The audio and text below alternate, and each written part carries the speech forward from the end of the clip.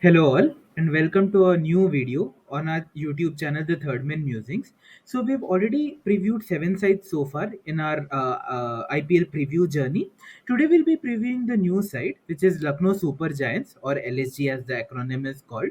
LSG has had a good start last year. It was their debut season, in fact, but they still made it to the playoffs in style. They were ranked third in the table actually, and only lost out in the eliminator to a fantastic innings from Rajat Patidar, right? That 50 ball 100, which literally blew LSG out of the eliminator. But they had a good season overall, a very well-rounded squad.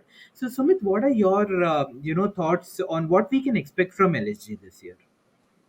I think this year's LG's tournament is about going to be the brand Rahul. I think because his brand has taken a big hit recently. So that guy is out of your tests and T20s. In ODIs, he's made up a bit, I think, by winning against Australia in the first ODI. So this IPL is very important for LSG from Rahul's perspective, and also they had a very decent first year where they looked very good. They were the only side with so many all-rounders, where I think the top three were only pure batters, and everybody else in the lineup could bowl. There are a lot of flexibility, a very good team, and they just had to enhance it further this year, which they did, I believe, except one questionable buy, which we'll discuss in detail as we go along.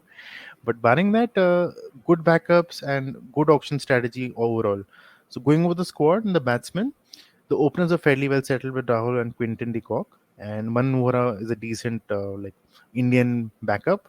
Ayush Badoni was one of the stars they were discovered initially, where he won some games from his finishing, but surprisingly was not played at the fag end of the tournament. So let's hope he gets a better run this year and shows his quality, because he looked a very good player, good technique, and not a slogger but a timer at that number, which is rare quality. Deepak Hooda was one of the shining lights last season. I think we discovered the real Deepak Hooda because poor guy again was playing in Punjab where he was badly managed. So he got a chance to bat at three and showed his quality. And that's how he got his break into the Indian team. And when he batted at three, he got the run. Sadly, he cannot play at three for India right now. So he has to find batter five and six. Pooran is the questionable buy. I think we can debate that for as long as possible. He's another Maxwell for me, wherein I think he had one great season with Punjab. Again, you see the common factors where players from Punjab have some issues. So spending 16 crores on this guy, I mean, we both were like shocked, and everybody else was shocked. And then Gambhir, I remember coming in the interview and saying he's a match winner. You don't go by the numbers, and he justified his purchase. So big call. Buying a keeper batsman for 16 crores who hasn't performed for the last few seasons. But the only good thing is, yeah, his recent form is good. He became West Indies captain. He played in the T10 league, scored a lot of runs. He came to India for some ODIs or T20s, I remember. He scored there as T20s, well. yeah, yeah, yeah. So big punt, and I think this punt might define the season for all you know, because Evan Lewis did not work for them last year, so they went for an upgrade and took another left-hander from West Indies. So let's see how that goes. All rounders, I think they stock pretty well. Again, are you surprised they let go of Jason Holder, instead took somebody like a Romario Shepherd? Because that kind of Yeah, was a I questionable decision for me. I was a bit surprised, and Mhm. Holder actually had a decent season with LSG, right? And Mhm. he's a good utility all rounder. He can bowl with the new ball, and very good striker of the ball lower down the order, right? He can easily bat it seven or eight and score big in the end. So I was a bit surprised. He's a good fielder as well, and not only that, he has this. Captaincy acumen as right, he Mhm. did well for the West Indies as well as a captain. So I was a bit surprised that they let such a sharp guy go. But as you can see here, the all-rounders are good. Krunal Pandya, ever since his move from MI to LSG, did well last year he Mhm. was used as a floater as well. Did well with the bat, had a decent spell with the ball, so he'll look forward to a bigger impact this year.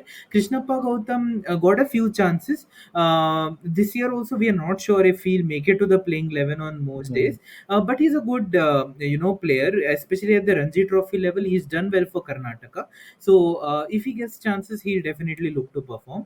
Stoinis is a critical player in this squad, right? Yep. How well Stoinis does could really define LSG's chances. So he's the one we'll look out for. And Kyle Myers and Romario Shepherd, both are from West Indies.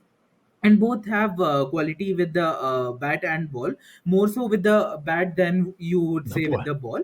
But on Yeah. their day they can be dangerous players. So Sumit, your thoughts on the bowlers here, because there are a lot of bowlers, there are good bowlers, but how much do you think they would have an impact here? So luckily for them, Markwood is fit this year. Last year he was a big miss for them. So he brings that X factor with his pace, and he's used like a enforcer by England as well. So if he plays, he's a big upgrade on Chamira as they were using him last year. Avish Khan had a decent season. He got hit, but he was bowling the critical overs. But he ended up as the highest wicket taker for them. Mohsin Khan is a big one for me because he was the discovery last year with his new ball bowling, his death bowling, and the guy got 14 wickets with a economy rate of less than 6, I remember. So he was a monster, and it was expected he would break into the Indian team, but sadly the guy has been injury ridden since the IPL. So as per tradition, he should get fit for the IPL, like it happens for most Indian players. So I hope he comes back with the same form because he's a big asset. And I always think from that perspective. Recently, we saw how our Indian batsmen struggle against Stark with the incoming ball. So having this guy in your nets, even to bowl at you, would really help us in our chances against left armers all over the world. Because we struggle against Bolt, Stark, all these bowlers, Mohammad Amir, and now even Shaheen Shah Afridi, right? So all these players we face in ICC tournaments, and we struggle because we are not having quality left arm pace to practice against. So this guy has to be used very sparingly, and let's hope he has a good IPL season. Bishnoi had a decent season last year. Got hit for runs. I really think he needs to develop a bit of variety. Everything is a googly, so you play him like a Too bowler. much predictability, right? Yeah, he doesn't have a leg spinner. I mean, if he just had a bit of like even a straighter one, that would help. But the leg spin is missing, and everybody's now playing him like they used to play Kumble at one time. Remember when he was Like a in perceived swing as a bowler basically. insane bowler. Right. So he reminds me of that. So doesn't work now in today's cricket. Jaydev Unadkat, the journeyman of IPL, and he's a backup for Mohsin for me because Mohsin has been having injury problems. So maybe they wanted an Indian left armer. Daniel Sams, handy left like all-rounder from Australia, came from Mumbai Indians, so I see him as a backup. Mishra is an interesting one for me. Uh, Pretty old now, I think 40s, and yeah, very good. He was very quality leg spinner. I think Poor did not get his due while playing for India because of Harbhajan and Kumble at that time. Correct. So he's a very good backup in case Bishnoi does not perform well, or he's a perfect player for your impact player rule that they've introduced because you can just play him as a pure bowler and then take him off because he won't give you any other value. Naveen ul Haq is a new one for me, an Afghanistan fast bowler. So again, a backup to Mark Wood. So they have stocked up the backups well in the bowling department. I see, and that is something commendable because for other teams we've previewed, I don't see so many backups, but this team has a lot of backups for the bowlers at least. So coming to Greenhorns, I've heard about these two guys. So Sujay, what are your thoughts on these? Like, Yeah, they're batsmen or LSG rounders? has LSG has picked up a couple of interesting green-ons at the auction. One is Yash Thakur. Now Yash Thakur is labeled as one of the next big things in bowling, because apparently this guy can easily clock it upwards of 140, and he has a very good Yorker. Apparently in the local circuit, what we have heard so far. So he might, like how Mohsin Khan had a breakthrough year with LSG last year. Yash Mhm. Thakur could be unleashed this year. Is the rumor that's being heard. And Prerak Mankad is also interesting. So he's a middle order bat, but apparently even for his domestic side, he's more like a floater. So he has the ability to go big from ball one. So in a side like LSG, once let's say Rahul and De Kock and who'd have led the foundation stone, they could maybe unleash Prerak Mankad to get big runs in the middle overs and the slog overs, right? So two Okay. very interesting prospects, and we need to see whether LSG gives them that exposure this year, or they just play the Hmm. odd couple of games. But there's promise for sure. Okay.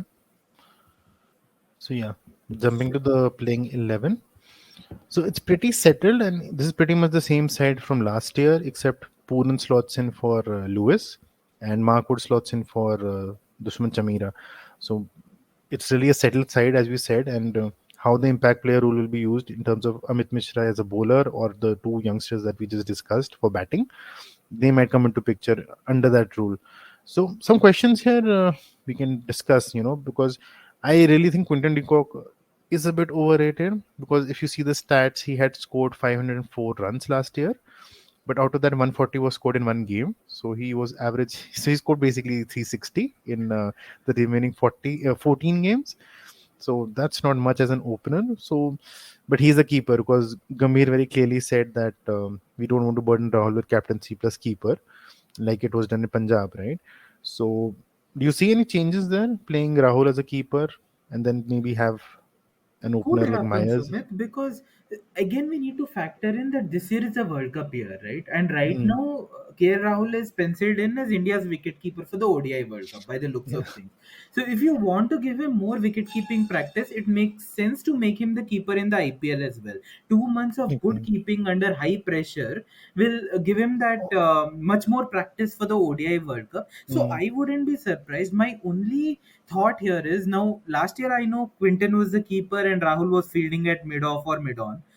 But where do you hide Quinton in the field, right? Because I've never seen him field. So no, no. that will be a strange one. Mm, Or, as you said, maybe we replace Quinton with Kyle Myers, right? Myers can be a mm. good opening batsman, and he's a handy swing bowler as well, right? So if it swings up front, you never know. Kyle Mayers might quickly slip in a couple of overs up front, right? So that could be one option. If Quinton is not delivering the goods in the first, let's say 4 or 5 games, then Myers might come in and Rahul might take the gloves. Yeah. As a left-hander for a left-hander, so that also is a fine swap you can make. So I totally agree. Rahul needs to keep, and it's the same conditions also. The World Cup is in India. The IPL is in India this time, so you get similar pitches, you get some practice, and let's see how much burden is he willing to take. Because poor guy has many issues on his plate. I mean, he's not a great captain. We know that he's still a work in progress, and he just discovered some batting form with the Australia ODIs with that one innings in the first ODI. So he needs to work out his strategy because I don't know which Rahul turns up. If it's the destroyer Rahul that we want, it's a joy to watch. I still remember that innings against CSK when everything was lost for Punjab and he hit 90 odd in 40 balls and he just blew them apart. And CSK won the IPL that season, I think. So they were like Yeah. in good form, but he just blew. So it's his mental mode, which is the problem, which he's been facing, I think, for the last year or so. He just becomes too defensive and he thinks nothing will work if he gets out, which happens also. But I think T20s, quick 30s, 40s make more impact than a, like an anchor role, which people play a 70 or for 60 or 50. Yeah, that Play the really quick doesn't 30, help, 40. right? So that's a new way of playing, and everybody's aggressive in this lineup. The good thing I like about this lineup is the flexibility. After three, anybody can come in anytime depending on the situation. If there's like early wickets fall, or you want to start tonking after the first 10 overs foundation, you have Stoinis. So again, I think number five is the questionable one, Pooran. How do you see him being used? As in, what is the best way to use him? Even I don't know that answer. Really, I mean, it's very tough, right? Even though both of us Mm, have been watching cricket for more than 20 years now, but there are some players who get you flummoxed, right? And Puran is one among them. I know a lot of sides have tried him at three, they have tried him at five.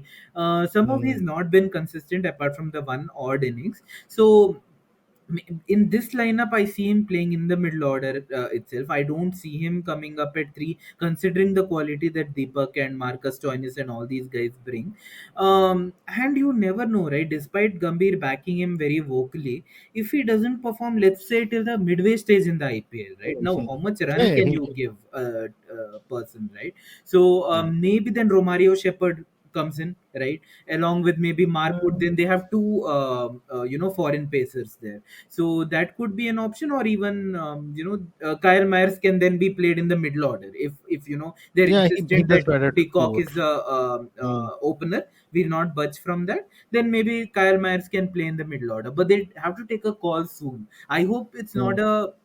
a sort of season where he flops and then they keep on playing him in all the games just because of that 16 crore package that he's got, Price. Yeah, right? that is So one of the they will issues. need to take the best call for the team and not just go by that auction price. Yeah, that price plays a big part in most IPL teams. I mean, then there's upper management pressure to play because he bought somebody else for so much money.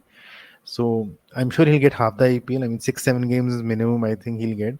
So if he hits even two match-winning innings, that I think he's safe for the entire IPL. and then we'll crib about it later when he fails after that. So you can discuss his consistency. The bowling is fairly sorted. Mark Wood is a brilliant addition as the enforcer. Avish Khan Mohsin with the new ball. Even you can try Stoinis because Australia tried Stoinis as a new ball bowler recently. So he does a decent job giving you 1 or 2 overs. Bishnoi can be used in the power play. It's a good idea with his pace and the lack of flight he has. So I really like the look of this side in terms of the balance and backups. I think the backups are pretty good now that I realize compared to other squads where if some of the key players go missing, they will struggle. But here I can see good backups like for like replacements. And obviously, if you lose somebody like a Rahul or a Huda, there is no replacement. But that is a chance every Indian IPL, well, every IPL team has because the lack of quality Indians. So we can Right, move on to the impact players. right. Huda is there obviously because of his we see him as a prospect for the World Cup. So it is a good IPL for him. So Stoinis, yeah, I really like the look of this player. I mean, he plays so many roles. I mean, he can tong the ball, he can play a bit defensive and then start hitting out. Plus a bowler who bowls, not a good death bowler. Personally, I think he gets hit a lot when he bowls in death, but he will give you 2 overs here and there. So critical, right? Yeah, because he has the ability to go big, right? I mean, some of his Mhm. sixes, especially when you see, he easily muscles it, and yeah, he has the ability to go big from ball one, and he uses the pace also nicely. When he's batting, so he's very destructive. If they get stuck and need, let's say, 60 runs of 30 balls, then Marcus Stoinis is the player for them, right? And very Mhm. handy with the ball, as you said. Deepak Huda, last year in the T20 World Cup, he couldn't make much of an impact in the limited opportunities he got. But this is the season where he can make it big, right? The two at Mhm. number three, especially in T20s, the top three get the maximum balls, right? So Well, he yeah. has that ability to, take the innings to a different momentum in the first few overs as well, and very handy off spinner as well, right? I think we have not seen enough of his bowling, but in Yeah. this particular team, he can even contribute, let's say, two or three overs with his finger spin. So Deepak Huda could be a game changer for them in this particular season. Sumit, your thoughts on Mohsin Khan? Because last year his, I think, economy rate was somewhere around six, right? Under Five six. point Yeah. nine. Yeah. Nobody Mhm. could hit him. People tried, nobody could hit him. This year, will he be able to keep that mystery and still not go for many runs? Your thoughts on Mohsin So, Khan? so seeing his basics and the way he bowled, plus the rare variety he is, that of a left armer in India, because we know like Pakistan who keep producing left armers, left, right, center. So we have very few left armers who stay fit and bowl fast. We had Irfan Khan and RP Singh. I remember when they came, they were 140, but by the end they were 120 bowlers. So Yeah. this guy, I hope after the injuries, even has retained his pace. Not the 150, even 140 with his swing bowling is more than enough. I just hope he doesn't suffer from the second season syndrome where people might have figured him out because last year he was surprised. He didn't even start the IPL. He just came in the middle and then he took over from there. So hopefully the second season syndrome doesn't hit him and he can perform to his levels because he's an asset for LSG for sure and for India also as I mentioned. So I hope he gets a good run and we see the even if not that level of performance from last IPL, even 80% or 70% of that will be very good for both LSG and India. So and I hope for Marcus Stoinis, I remember some of the matches where they kept pushing him down to finish a match, and the poor guy had like 4 or 5 balls. They played him Yeah. an eight in one of the matches. That was shocking. Where they promoted everybody. So I hope this whole theory of finishers playing only 5-10 balls like DK, Dhoni. I mean, all these people should get more balls, and if they fail, they fail. But this theory that just play them for 10 balls, let them hit out. It's tough, right? I mean, Yeah. expecting them to just come and start tonking in Indian conditions. So I hope they utilize him better. I remembered when we were discussing Stoinis how they wasted him some matches. So yeah, all in all, a good side, and yeah, your guess for top four prospects pretty Very high, right? high, right? Very Mm. high. Because when you see this particular playing 11, you don't see any apparent gaps, right? Like for some previews that we did, the Oh yeah. earlier ones, you could see, okay, number four is a problem, number five is Uh, a problem, maybe one bowler is a problem, right? But here you don't see any apparent gaps. It looks like a very well rounded squad. I'll be very But surprised if they don't make it to the playoffs, right? Because yeah, they have the quality, some really good international players. Even the Indian players are like really good. Um, and good will they backups. make it to I the think, finals? Needs to yeah. be seen. But I And definitely yeah, see a second consecutive year in the playoffs for them. definitely. And then, again, teams need to be, if they are in form. I remember LSG started very well and then they dropped off, and that's why they landed up in the third slot. Otherwise, Correct. they were a shoe in for the top two. So Right. teams need to see that. And in IPL, the problem is, I think, the peaking part. The peaks and plateaus are such. Some teams start very fast and then they Yeah. just fall off the cliff. So they Right. need to be careful. And if a top two is inside, they definitely should go for it because of the second chance you get. Because yeah, it is difficult to be consistent and win the entire IPL. It Right. happens. I mean, nobody does it really. Hmm. So I hope if they make use of that opportunity and come in the top two, and then they have Correct. bigger chances of making the final. So even for me, they're very, very strong contenders. So Right. yeah, let's see. Let's see. So that was an interesting LSG preview. Let's see again, all you LSG fans. Will the LSG squad make you happy by, making it to the playoffs for the second consecutive year, or maybe this is the year where, any underlying weakness might get exposed. But we are hopeful. They have a good team on paper. They have a good management as well. So their chances seem pretty high to us. On that note, we just two more teams left to preview. Hope you have been enjoying all our videos so far. We look forward to your feedback and comments as always. Until then, look forward to our next video. So take care and stay safe. Bye bye. Thank you. Bye bye.